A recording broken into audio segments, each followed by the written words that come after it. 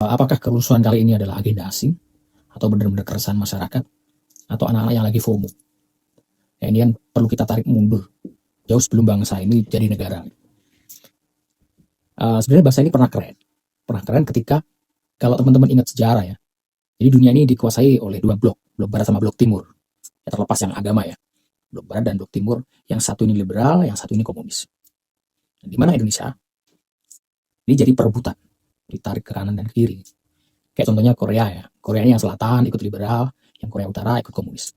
Pun juga gitu, Indonesia ada tarik ulur karena Indonesia ini negara yang baru merdeka. Tapi kerennya adalah kita punya non-blok.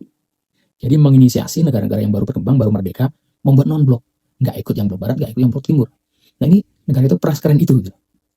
Nah terus biar cepat, gini, kita tarik ke kerusuhan 65.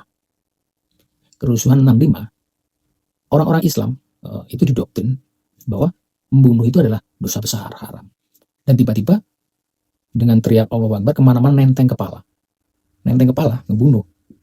Dan dengan bangganya membawa mayat-mayat itu ada didoktrin bahwa komunis ini adalah ateis, anti agama, jadi perlu diperangi. Nah, hal yang seperti itu tanpa ada kajian-kajian yang mendalam, dengan dibumbui banyak isu-isu dan kemudian membuat ricuh pada waktu itu.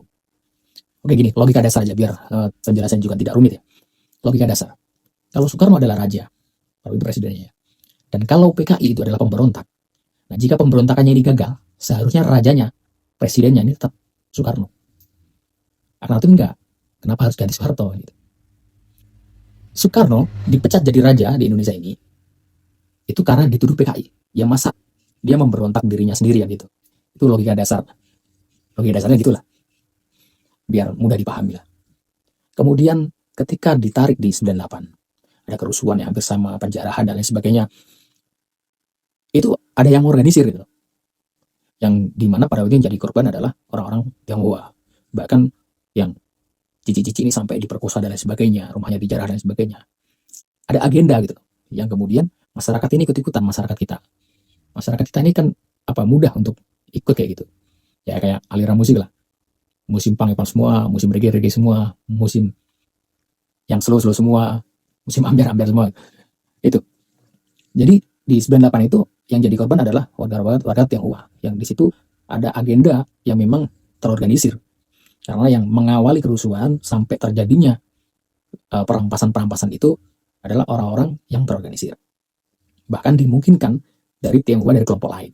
Itu. Kemudian mengaca pada yang 2025 ini, kerusuhan yang terjadi sekarang ini, perlu kita jeli.